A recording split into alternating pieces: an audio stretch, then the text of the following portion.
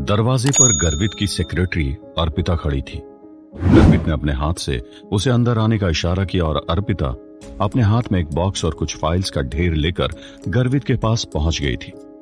उसने फाइल्स को और उस बॉक्स को गर्वित की ऑफिस टेबल पर रखा और उसे शांति से सब समझाने लगी थी।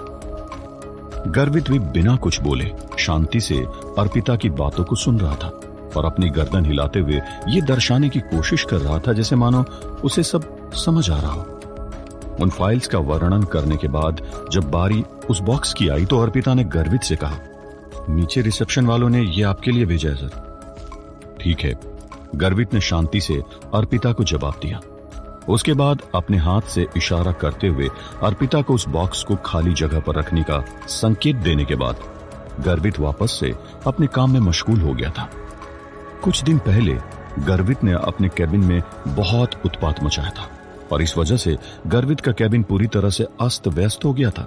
लेकिन उस हादसे की वजह से गर्वित एक हफ्ते से भी ज्यादा दिन ऑफिस नहीं आया था और इसी बीच उसका कैबिन वापस से तैयार हो गया था। उस बॉक्स को गर्वित द्वारा बताई जगह पर रखने के बाद गर्वित की सेक्रेटरी अर्पिता वहां से चली गई थी। दूसरी तरफ सूरज कॉल पर उसका और गर्वित जब नौकर गोपाल ने गर्वित को गार्डन में किसी चीज को खोजते हुए देखा तो उत्सुकता के मारे उससे रहा नहीं गया था और उसने गर्वित से पूछा था कि वो क्या ढूंढ रहा है। जब गर्वित ने उसे बताया कि वो एक अंगूठी को ढूंढ रहा है तो नौकर गोपाल ने उसे बता दिया था कि वो अंगूठी उसकी बीवी को मिल गई थी जब वो अपने काम के सिलसिले से जयपुर चला गया था। उस वक्त उसकी परेशान करने वाली औरत छोटे राजमहल में ही रह रही थी। आज यह अंगूठी वापस गर्वित के पास पहुंच गई। इसका मतलब साफ है कि इस अंगूठी को भेजने वाला कोई और नहीं बल्कि उसकी परेशान करने वाली औरत ही थी। गर्वित अचानक से भागता हुआ अपने कैबिन से बाहर निकला और अपनी सेक्रेटरी अर्पिता से बोला, ये पैकेज किसने डिलीवर किया है? ये सवाल पूछने के बाद गर्वित को अचानक याद आया कि यह पैकेज नीचे रिसेप्शन वालों ने उठाया था। अर्पिता के जवाब का इंतजार न करते हुए गर्वित सीधा लिफ्ट की तरफ भागा, लेकिन चूंकि लिफ्ट को आने में काफी टाइम लगता इसलिए गर्वित ने सीढ़ियों से नीचे जाते हुए रिसेप्शन पर जाना ठीक समझा था, जिन्होंने वास्तव में उस पार्सल को डिलीवरी वाले आदमी से लिया था। चूंकि गर्वित के ऑफिस में बहुत सारे कुरियर आते थे और रिसेप्शन वालों को इसी काम के लिए रखा गया था, इसीलिए वो जानते थे कि उस पार्सल को किसने दिया है। तुरंत ही रिसेप्शन वालों से उस डिलीवरी वाले आदमी को कॉल करके जानकारी हासिल करने की कोशिश में लगे हुए थे। उस पार्सल पर कुरियर कंपनी का नाम और पता भी लिखा हुआ था, इसलिए वो पार्सल कहां से आया है इसे जानने में कोई तकलीफ नहीं थी। लेकिन असल मकसद तो ये था कि ये पार्सल गर्वित को भेजा किसने था। भले ही गर्वित अंदर ही अंदर ये जानता था कि इस पार्सल को उसकी परेशान करने वाली औरत ने ही भेजा है, लेकिन इसके बावजूद भी वो ये पता करना चाहता था कि उसकी परेशान करने वाली औरत रिसेप्शन वालों से उस कुरियर कंपनी के क्लर्क से जानकारी लेना शुरू कर दिया था।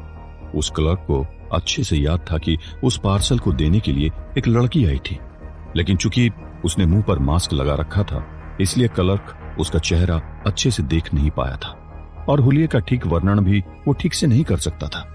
रिसेप्शन वालों ने जब गर्वित को ये जानकारी दी तो गर्वित कुछ देर तक उस जानकारी को सुनकर अपने मन में विचार विमर्श करने लगा था। कुछ देर बाद गर्वित के मुंह से ठीक है निकला और वो पीछे मुड़कर लिफ्ट लेकर अपने कैबिन की तरफ निकल गया था। जब गर्वित वापस से अपने कैबिन पहुंचा तो सूरज का कॉल समाप्त हो गया था और वो फोन पर ऐसे ही टाइम पर हुई थी।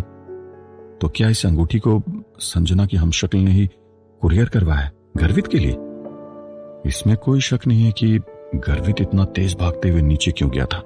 उसने कुरियर कंपनी से जरूर उस हमशक्ल के बारे में पूछताछ की होगी, लेकिन जब वो वापस आया तो उसका चेहरा उतरा हुआ और फीका पड़ा था।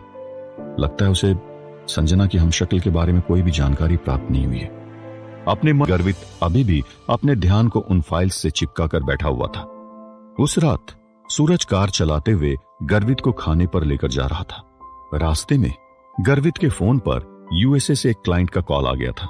गर्वित ने अंग्रेजी में उस इंसान से लगभग 20 मिनट तक बात की थी और वो सारी की सारी बिजनेस से जुड़ी हुई थी, जिसमें गर्वित ने खुलकर सीधे और स्पष्ट तरीके से अपने सुझाव व्यक्त किए थे। गर्वित की आवाज में शांति थी और उसके विचारों को सुनकर ऐसा बिल्कुल भी प्रतीत नहीं हो रहा था कि उस अंगूठी की वजह से गर्वित को कोई खास? ये सवाल सूरज को मन को कचोट रहा था, लेकिन अपने भाई जैसे दोस्त को शांत देखकर अंदर ही अंदर सूरज को शायद गर्वित से कई गुना ज्यादा शांति मिल रही थी। डिनर के खत्म होने तक कहीं न कहीं सूरज भी इस बात को मान चुका था कि उसने गर्वित के बारे में कुछ ज्यादा ही सोच लिया था, जिसके नतीजे उसके परिणाम के मुकाबले काफी अलग निकले थे। रेस्टोरेंट से बाहर निकलते हुए सूरज और गर्वित दोनों कुछ बात करते हुए सूरज की कार की तरफ बढ़ने लगे थे। कार इस बार भी सूरज ही चलाने वाला था।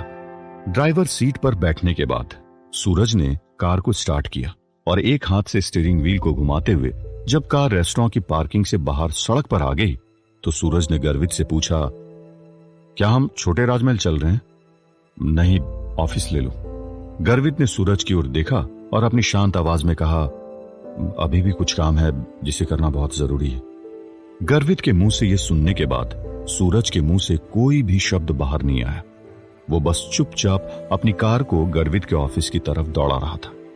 गर्वित के ऑफिस पहुंचने के बाद सूरज ने अपनी कार को गर्वित के ऑफिस की अंडरग्राउंड पार्किंग में नहीं डाला था, बल्कि सड़क पर ही गर्वित को उतारते हुए सीधा अपने घर की तरफ चल पड़ा था।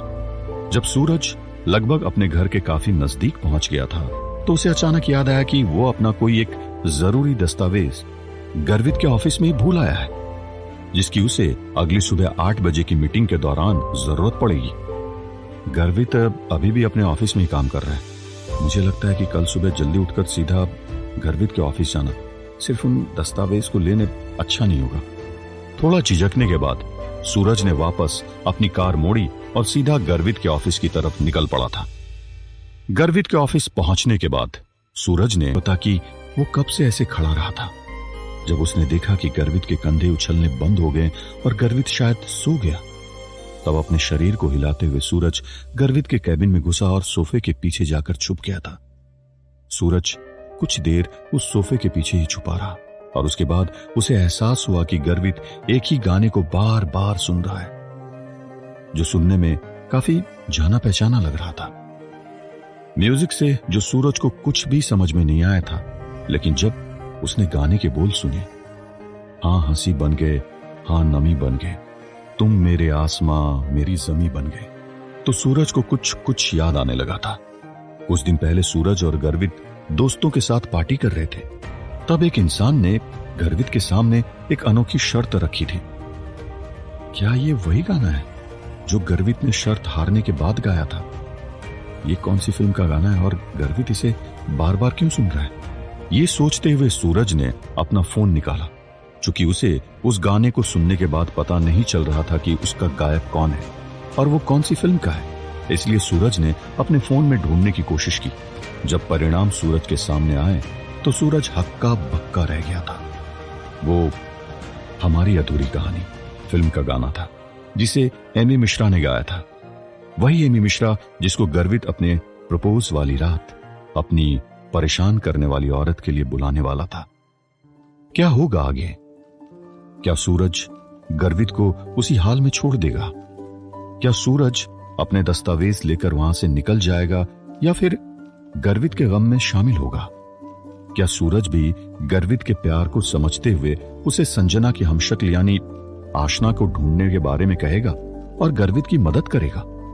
क्या गर्वित आशना तक बाड़मेर पहुंच पाएगा या फिर उसकी मुलाकात प्रिया के माध्यम से संजना की हमशक्ल से होने वाली है? क्या गर्वित अपनी परेशान करने वाली औरत को पहचान पाएगा?